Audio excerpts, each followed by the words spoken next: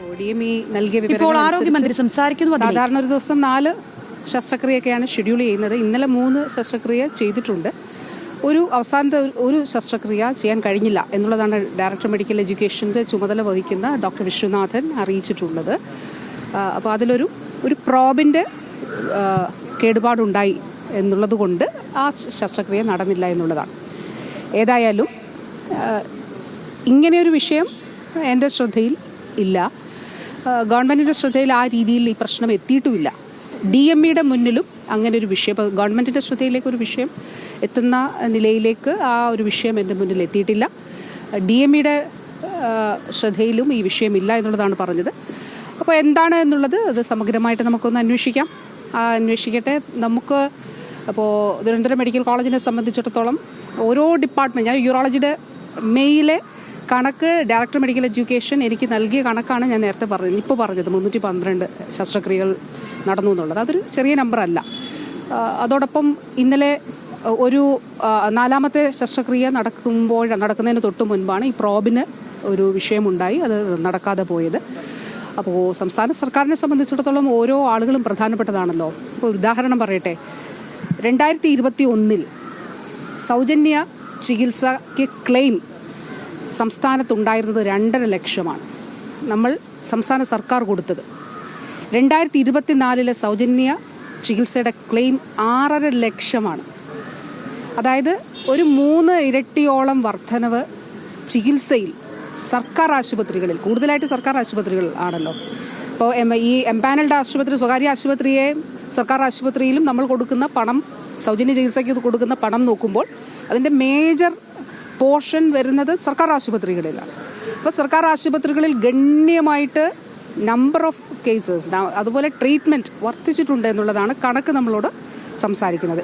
ഞാൻ പറഞ്ഞത് സ്റ്റേറ്റ് മാത്രമല്ല, അപ്പം കേന്ദ്രം 10% താഴെ മാത്രമേ സൗജന്യ ചികിത്സ നൽകുന്നുള്ളൂ എങ്കിൽ പോലും അവരുടെ സോഫ്റ്റ്വെയർ വഴിയാണ് നമ്മളിത് രജിസ്റ്റർ ചെയ്യുന്നത്, ഓരോ സിംഗിൾ കേസും. അപ്പോൾ അതിൽ ഗണ്യമായ വർധനവ് ഉണ്ടായിട്ടുണ്ട്. അപ്പോൾ ഈ ഒരു ഇവിടെ ഉണ്ടായിട്ടുള്ള ഈ വിഷയം എന്താണ് എന്നുള്ളത് സമഗ്രമായിട്ട് അന്വേഷിക്കാനായിട്ട് പറഞ്ഞിട്ടുണ്ട്. ഈ ഫണ്ടില്ല എന്നുള്ളതാണ് പ്രധാനമായി ഉപകരണങ്ങൾ. ഞാനൊന്ന് തിരുവനന്തപുരത്ത് ചെന്ന് കഴിഞ്ഞാൽ ഞാൻ മാധ്യമപ്രവർത്തകരായ നിങ്ങളെയും കൂടി മെഡിക്കൽ കോളേജിനുള്ളിലേക്ക് ചെല്ലണമെന്ന് ഞാൻ ആഗ്രഹിക്കുന്നു. എന്തുകൊണ്ടെന്നാൽ 700-ലധികം കോടി രൂപ കിഫ്ബിയിലൂടെ അനുവദിച്ച മെഡിക്കൽ കോളേജാണ് തിരുവനന്തപുരം മെഡിക്കൽ കോളേജ്.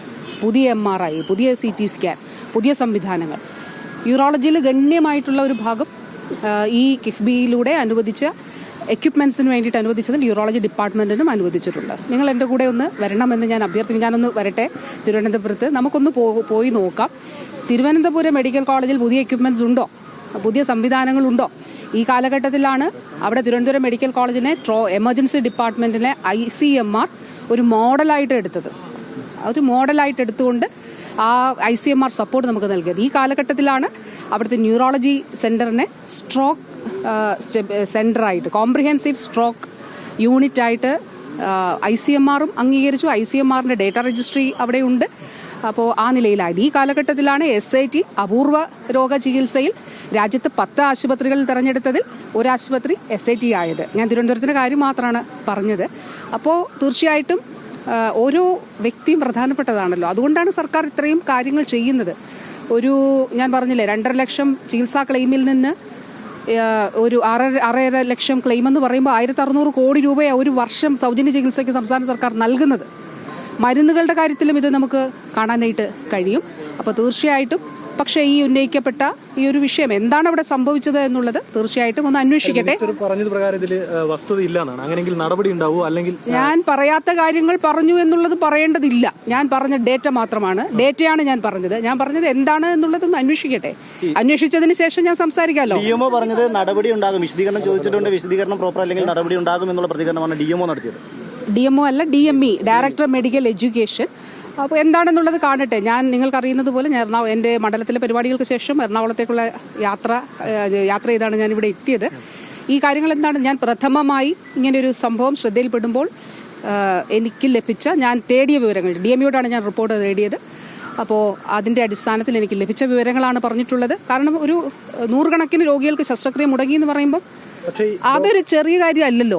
അപ്പോൾ അതുകൊണ്ടാണ് ഞാൻ പറയട്ടെ, അതുകൊണ്ട് അതൊരു ചെറിയ കാര്യമല്ല. അതുകൊണ്ടാണ് ഞാൻ ചോദിച്ചത്, എത്ര ഷെഡ്യൂൾ ചെയ്തു, എത്ര സർജറി ഷെഡ്യൂൾ ചെയ്തു, എത്ര എണ്ണം നടന്നു, കഴിഞ്ഞ മാസം എത്ര നടന്നു, അതിന് മുമ്പത്തെ മാസം എത്ര നടന്നു, ഈ കാലഘട്ടത്തിൽ ഇങ്ങനെ ഉണ്ടായിട്ടുണ്ടോ, എന്തുകൊണ്ട് DME മിനിസ്റ്റർക്ക് ACSന് റിപ്പോർട്ട് ചെയ്തില്ല, അഡീഷണൽ ചീഫ് സെക്രട്ടറി ഉണ്ടല്ലോ, അഡീഷണൽ ചീഫ് സെക്രട്ടറിക്ക് എന്തുകൊണ്ട് റിപ്പോർട്ട് ചെയ്തില്ല എന്ന് നോക്കിയപ്പോൾ അപ്പോഴാണ് DME ഡേറ്റകൾ അയച്ചു തന്നിട്ടുള്ളത്. പക്ഷേ എവിടെയെങ്കിലും ലാപ്സ് ഉണ്ടോ എന്നുള്ളത് നോക്കാമല്ലോ, അത് നമുക്ക് നോക്കാം. അത് പരിശോധിച്ച് എന്താണ് സംഭവിച്ചതെന്നുള്ളത് കൂടി നോക്കാം. പോസ്റ്റ് പിൻവലിക്കുന്നതിൽ മിനിസ്റ്റർ ഓഫീസ് അറിഞ്ഞിട്ടുണ്ടോ? ഇയാൾ പോസ്റ്റ് പിൻവലിച്ചു എല്ലാം മന്ത്രിയുടെ ഓഫീസിന് അറിയുന്ന ഡോക്ടർ പറയുന്ന അവസാനം. അല്ല, അത് ഡോക്ടറോട് ചോദിക്കണം, എനിക്കറിയില്ല. മിനിസ്റ്റർ ഒരു കാര്യം, ഈ പത്തനംതിട്ട മിനിസ്റ്റർ ജില്ലയിലെ നമ്മൾ കോന്നി മെഡിക്കൽ കോളേജിലെ ഈ ആംബുലൻസ് ഒരു ഗുഡ്സ് കാരിയറായി ഉപയോഗിക്കുന്നു എന്ന നിലയില്ല, ആംബുലൻസ് ഒരു ഒന്നിൽ കൂലിയാണല്ലോ എന്നൊരു പരാതിയുള്ള ശ്രദ്ധയിലുണ്ടോ? ശ്രദ്ധയിൽപ്പെട്ടിട്ടില്ല, അത് അന്വേഷിക്കാം. ആംബുലൻസ് രോഗികൾക്ക് വേണ്ടിയിട്ട് ഉള്ളതാണ്. അപ്പോൾ എന്താണ് സംഭവിച്ചതെന്ന് നോക്കാം. ഒരു കാര്യമുണ്ട്, അത് നിങ്ങളെല്ലാം റിപ്പോർട്ട് ചെയ്യേണ്ട ഒരു കാര്യമാണ്.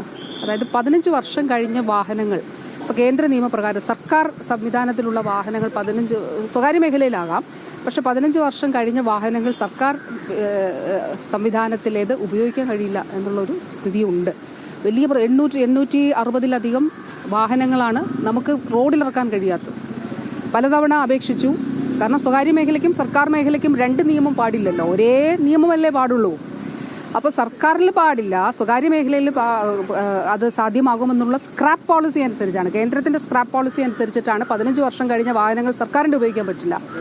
പോലീസിൻ്റെ വാഹനങ്ങൾ, ആരോഗ്യവകുപ്പിൻ്റെ വാഹനങ്ങൾ, ട്രാൻസ്പോർട്ടിലെ വാഹനങ്ങളൊക്കെ ഈ രീതിയിൽ നമുക്ക് ഉപയോഗിക്കാൻ കഴിയാത്തൊരു സാഹചര്യമുണ്ട്. വലിയ പ്രതിസന്ധിയാണ്.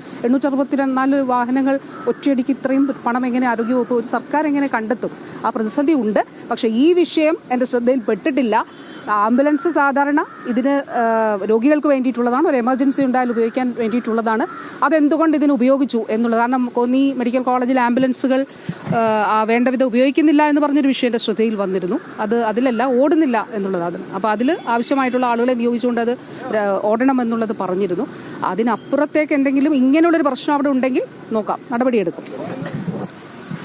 ആരോഗ്യമന്ത്രി വീണ ജോർജ് സംസാരിക്കുകയായിരുന്നു. തിരുവനന്തപുരം മെഡിക്കൽ കോളേജിൽ യൂറോളജി വിഭാഗം മേധാവി ഉയർത്തിയ ആരോപണങ്ങളിൽ മറുപടി പറയുകയായിരുന്നു അവർ.